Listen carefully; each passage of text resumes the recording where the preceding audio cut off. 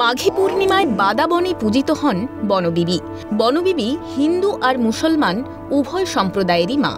হিন্দু মতে বনবিবি বনদেবী, বনদুর্গা বা বনচণ্ডী।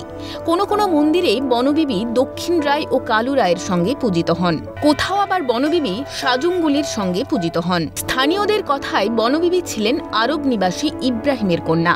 প্রথম স্ত্রীর পরামর্শে ইব্রাহিম বনবিবি এবং সাজুঙ্গুলিকে বনে রেখে চলে যান। সে সময় দক্ষিণ রায় ছিলেন রাজা মুকুট রায়ের ভাটির দেশের সামন্ত। মোটের ওপর গভীর জঙ্গলের অধিপতি কাহিনীর ভিলেন। বনবিবির সঙ্গে দক্ষিণ রায়ের একাধিকবার যুদ্ধ হয়। শেষে দক্ষিণ রায় পরাজিত হয়ে সন্ধি করেন। এই সন্ধি আসলে অপশক্তি বা ব্যাঘ্র শক্তির পরাজয়। হিন্দুদের পূজিতা মূর্তিতে বনবিবির গায়ের রং হলুদ। তিনি শালঙ্কারা এবং ত্রিশূলধারিণী। মুসলমান সমাজে বনবিবি পিরানি হিসেবে পরিচিত। তিনি টুপি পরেন, চুল বিনুনি করা, পরনে ঘাঘরা পাজামা অথবা শাড়ি। উভয় মূর্তিতেই দেবীর কোলে পুত্ররূপে দুঃখেকে দেখা যায়। দুঃখের পরিচয় অন্য গল্প। সুন্দরবনে জলে কুমির, বনে বাঘ। তারই মধ্যে এখানকার মানুষেরা বনে যান মধু সংগ্রহে, খাঁড়িতে নামেন মিন সংগ্রহে। বাঘের ভয় সব সময়, আর তাই তাদের আরাধ্য বনবিবি। তবে ধীরে ধীরে ধ্বংস হচ্ছে সুন্দরবন। মানুষের অপরিকল্পিত উন্নয়ন শেষ করে দিচ্ছে এই বিস্তীর্ণ বাদাবন অঞ্চল। সুন্দরবনের ম্যানগ্রোভ অরণ্য বাঁচিয়ে রাখতে গত 12 বছরে প্রায় 6.5 লক্ষ ম্যানগ্রোভ গাছ লাগিয়েছেন ভূগোল শিক্ষক উমাশঙ্কর মণ্ডল। এলাকায় তিনি পরিচিত ম্যানগ্রোভ ম্যান হিসেবে। ম্যানগ্রোভ যার শয়নের স্বপনে। স্বাভাবিকভাবেই বনবিবি তাঁর কাছে আরাধ্য দেবী তো বটেই। ম্যানগ্রোভের সঙ্গে বনবিবির একটা আন্তঃসম্পর্ক রয়েছে, কারণ ম্যানগ্রোভের জঙ্গলেই মানুষজন আগে মাছ, কাঁকড়া, মধু, কাঠ বিভিন্ন কিছু সংগ্রহ করতে যেত। আর তখন বনবিবি কিন্তু বিপদ হলে বিপদ থেকে তাদেরকে রক্ষা করত। তো এটা দিন দিন কি হচ্ছে, আস্তে আস্তে বননির্ভরতাটা অনেকটা কমে গেছে।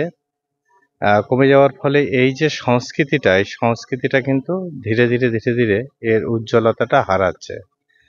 তো আজকের আমরা যেহেতু ম্যানগ্রোভ নিয়ে কাজ করি, তো ম্যানগ্রোভের সঙ্গে বনবিবির এই আন্তঃসম্পর্কটাকে আরো সুদৃঢ় করার জন্য এই উৎসবটা আমরা পালন করছি। এটাতে খালি ম্যানগ্রোভ আর্মি নয়, বাঘ বিধবারাও আসেন এবং পাশাপাশি গ্রামের লোকেদের তো এটা সবারই এটা একটা আনন্দের বিষয়। গত 12 বছর ধরে তৈরি করেছেন ম্যানগ্রোভ আর্মি। সুন্দরবনের নদীর চরে ম্যানগ্রোভ রোপণ করতে গেলে বাঘের আতঙ্কে থাকতে হয় তাদের। স্বাভাবিকভাবেই বনবিবি তাদের কাছেও প্রাণের ঠাকুর। এই জঙ্গলে বাঘ পার হয়, আমরা মায়ের খুব বিশ্বাস করি মাকে, যে মায়ের পূজা করলে আমরা এতে রক্ষা পাই। মাকে ডাকলে আমরা জঙ্গলে যারা আমাদের স্বামীরা জঙ্গল করতে চাই, মাকে ডাকে জঙ্গলে। আমরা মায়ের প্রতি খুব আমাদের বিশ্বাস। মাছ কাঁকড়া ধরে আমাদের সংসার চলে, আর আমরা ম্যানগ্রোভ লাগাই জঙ্গল, কখনো বাঘ এসে ঢুকে থাকে, তার জন্য আমাদের বনবিবি পূজাই মার নাম করে আমরা যাই, নামি, সেই ভাষায় আমরা আর কি বনবিবি পূজা করি। গ্রামে বাঘ ঢুকলে আতঙ্ক লাগে না? আতঙ্ক তো লাগে, কি করবো, আর আতঙ্ক লাগলেও মার নাম করে কারো কোনোদিন কোনো ক্ষতি করিনি। আমরা কোনোদিন রাস্তার ওপরে উঠিনি। বাঘ জঙ্গলেই থাকে, 1 সপ্তাহ ধরে থাকে। এর আগে 1 সপ্তাহ ধরে ছিল, এই জঙ্গলটাই ছিল, ওই পাশে ছিল, এরকম করে করে 1 সপ্তাহ ধরে ছিল এখানে।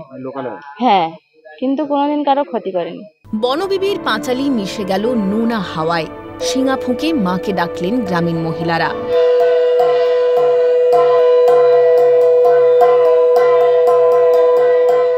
সাজুঙ্গুলিকে সঙ্গে নিয়ে বসে মা বিলি করেন বরাভয়। মাঘী পূর্ণিমায় বনবিবি পূজিত হন প্রাণীর ভক্তিতে। হরিপদ মণ্ডলের রিপোর্ট, ক্যালকাটা নিউজ।